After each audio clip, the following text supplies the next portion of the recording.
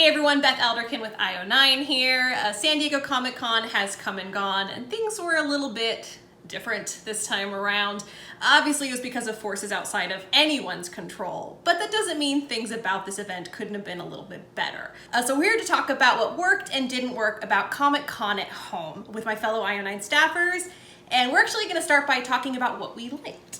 I want to talk about Star Trek. Star Trek was the one thing I was actually really looking forward to this year at Comic-Con because they did so well last year with showing off Picard, and we got to hear about Discovery and everything was to come. So I had a lot of expectations coming into this year's panel, and although it was a little weird, which was a sign of things to come for the rest of the con, I think what I actually really enjoyed most this year was getting to see the first look at Lower Decks. Like, we got a trailer just before the convention, but they showed off a little clip that sort of gave you a better picture of what the show's going for, like in its level of humor, like its approach to being a Star Trek show as well as a comedy. And I think there were a lot of concerns coming into Lower Decks. That's like, who is this for? What's the audience? Is this the kids show? Is it an adult show? Like, what is it? And I think they did a really good job of quickly and clearly getting across like the vibe that show's going to have, and especially because it's on so soon.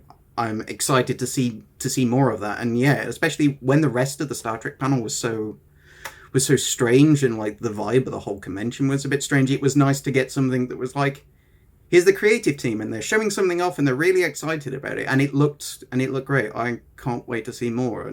And actually that energy really played through in one of the other highlight panels, which was Keanu.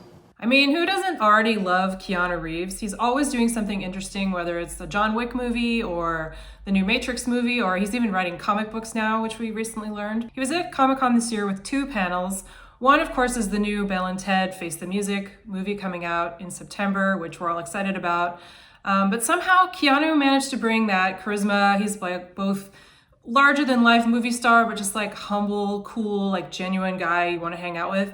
And he managed to elevate this panel looking back at Constantine, which is a 15-year-old movie. It is a cult movie, and they did have some interesting behind-the-scenes stories to tell about it. So it was like a double dose of Keanu greatness, and we all just walked away being like, we love him, and now we love him even more.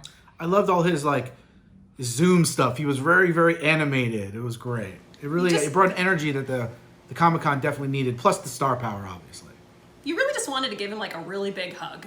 So it was really interesting too, after years and years of being told the New Mutants is coming out very soon, and then it didn't come out. We actually finally, I guess, got to see what you would consider the latest proof that the movie is done, is waiting somewhere for the world to finally see it. And from the looks of things, it might, I feel like we said this also when we first got a glimpse of Dark Phoenix, but it might finally be that Fox X-Men movie that lives up to all the potential that exists within the franchise. But in this instance, it was really interesting to see from the shot from the opening sequence of the film that we saw, in which Dani Moonstar is, I guess she's in the midst of one of her first interactions with the larger world involving like her mutant powers. There's something going on in her community, and it very much leans into the vibe that the New Mutants is going to have, this very horror-infused energy, which is obviously new for the superhero genre as a whole, but it really lives up to that promise of the superhero genre being used to explore other kinds of storytelling on the big screen. We're told that it's going to be coming out in August on the 28th, which is very wishful thinking. No way. That's a few weeks from now. But given that Disney/Marvel, despite not having a presence at this year's Comic-Con, felt the need to roll the New Mutants out, which is interesting because it says that the studio is definitely, they understand that the public does still want to see the movie and that there is still value in trying to market it for a cinematic release. But this whole we're going to put it out in August thing just doesn't track with any sort of reality.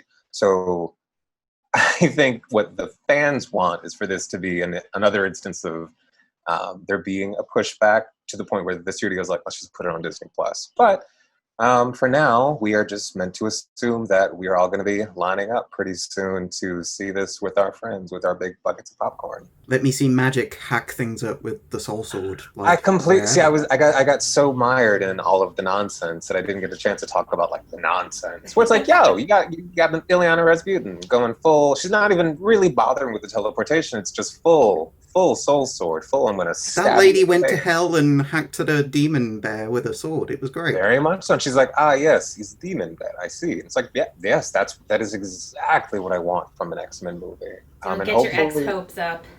I mean, they're all the way in the ground at this point. So anything would truly just be a triumph at this point. Yeah, the delayed release date is just one of the many uncertainties that comes with a Comic-Con like this, because nothing is certain. Everything is up in the air. And that was kind of what overall didn't work about San Diego Comic-Con at home, was the con itself. And so kind of the biggest losers stemmed down to how the con operated. Yeah, one of the things that we thought was a kind of a loser was the support that Comic-Con offered, or lack thereof, for artists and vendors. I mean, one of the best things about going to San Diego Comic-Con or any comic book convention is all the cool stuff you can buy. You know, like you can find like little sure, there's the big vendors, but you could find little like, you know, indie toy places and t-shirt vendors, and an artist alley, especially at San Diego Comic-Con, such a big deal. And Comic-Con did almost nothing to support any of that. There was no like, you know, retweeting of artists that I really saw. There was no link to all the people who were going to be at Comic-Con. You know, everybody was sort of left to fend for themselves, and you would have liked to see this big machine that is Comic-Con do a little bit more for the little guy.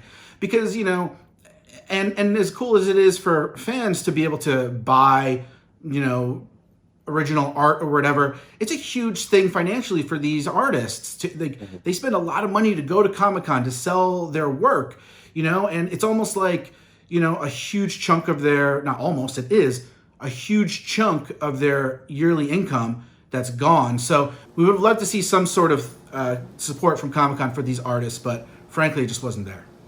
Yeah, I mean, the support kind of starts from the ground up, and the whole system didn't actually quite pan out. Tech issues were a really big problem at this Comic-Con. Of course, you had on the first day the copyright bots taking down a couple of the big major panels, including Cartoon Network and Star Trek. But beyond that, there were some other problems too. The website was kind of clunky, hard to navigate, and the panels that were there were just kind of unceremoniously dumped onto YouTube. They weren't premiered, so people could just scrub through, find the trailer they wanted to watch, and then dip out immediately. And then this is also kind of a minor concern, but this is like a pet peeve of mine, is that they didn't make branded thumbnails for any of the panels. They just put them on there with no consistency. So when you look at the page, it just looks like some random YouTuber. It doesn't have the quality that you would expect from something like San Diego Comic-Con.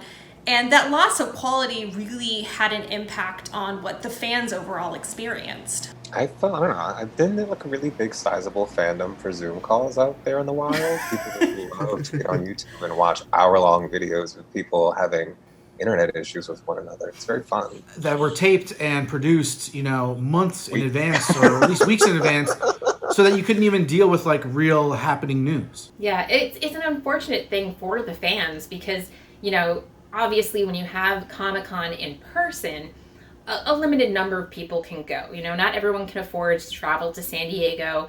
And even when you can, it's such a big deal, right? It's this huge community. The entirety of downtown San Diego is involved, not just the convention center. And you lost that, of course, with everything being virtual and everything just kind of being dumped out there. There was no organization to get fans engaged. And that's a really big part of Comic-Con. I mean, you say how the panels themselves, they were just dropped. They weren't premiered. And if they were premiered, at least fans could live tweet along with it and get excited, but there was no interaction. You couldn't, you know, leave questions that people could maybe answer later on Twitter. It was just really unfortunate. Well, I think that pretty much wraps it up. The good, the bad, and the unusual for San Diego Comic-Con. Thanks to everyone for joining us. We hope you're staying safe and healthy, and hopefully we'll see you on the other side for cons in 2021.